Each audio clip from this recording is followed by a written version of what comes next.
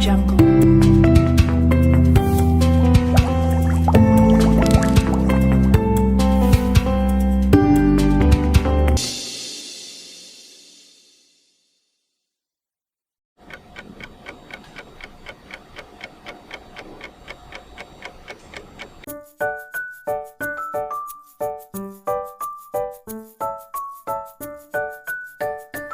Apa itu sitoplasma?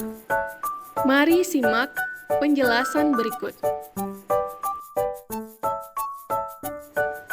Sitoplasma merupakan bagian sel yang dibungkus oleh membran sel, yang juga merupakan zat seperti jeli dan terdiri dari minus 80% air.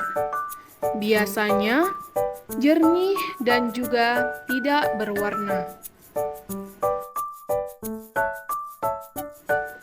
Sitoplasma juga disebut sebagai sitosol, yang berarti substansi sel, baik sel hewan maupun tumbuhan. Sitoplasma memiliki fungsi sebagai berikut. Yang pertama, sebagai pelarut untuk semua protein dan senyawa dalam sel. Yang kedua, sebagai tempat penyimpanan bahan-bahan kimia yang penting dalam metabolisme sel, seperti protein, lemak, gula, ion-ion, dan enzim-enzim sebagai tempat di mana semua pekerjaan dalam sel dilakukan. Dan yang ketiga, sebagai tempat di mana semua pekerjaan dalam sel dilakukan. Selain itu, protein yang dihasilkan oleh sitoplasma juga dapat digunakan untuk memproduksi hormon dan enzim yang dapat menjaga keseimbangan metabolisme di dalam tubuh organel sel. Selanjutnya yakni organel sel. Mari kita simak penjelasannya.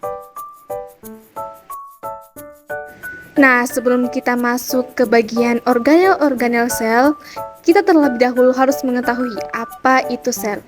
Mari kita simak bersama. Nah, sel adalah kesatuan struktural dan fungsional makhluk hidup yang mengandung pengertian sebagai penyusun makhluk hidup dan melaksanakan semua fungsi kehidupan. Berdasarkan jumlah sel penyusun pada makhluk hidup, sel ini dapat digolongkan menjadi dua, yaitu sel pada makhluk hidup uniseluler dan juga sel pada makhluk hidup multiseluler. Setelah mengetahui pengertian dari sel, mari kita simak penjelasan mengenai organel-organel sel. Membran sel merupakan bagian sel yang paling luar. Bagian ini berfungsi untuk melakukan pertukaran zat dalam sel dan melindungi seluruh isi sel atau yang disebut juga dengan protoplasma. Membran ini bersifat semi-permeable karena hanya dapat dilalui oleh zat-zat tertentu yang dapat larut secara difusi ataupun osmosis.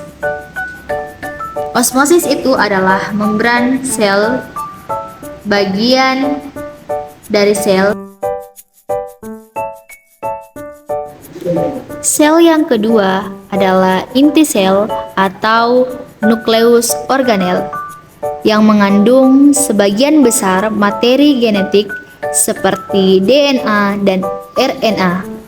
Fungsi utama dari inti sel adalah memimpin kegiatan di dalam sel dengan cara mengatur fungsi gennya. Di dalam inti sel terdapat anak inti sel atau nukleus yang berfungsi mengatur kinerja inti sel. Sitoplasma. Terdapat ribosom. Ribosom adalah partikel berbentuk bulat yang berfungsi sebagai tempat pembentukan protein. Bagian ini merupakan organel kecil di dalam sel ribosom. Ada yang melekat sepanjang retikulum endoplasma dan ada pula yang bebas atau sifatnya kadang juga disebut dengan solitaire. Selanjutnya, retikulum endoplasma. Retikulum endoplasma merupakan organel yang terdiri atas membran yang tersusun paralel terdapat dua jenis, yaitu retikulum endoplasma halus dan retikulum endoplasma kasar, yang berfungsi sebagai tempat melekatnya ribosom.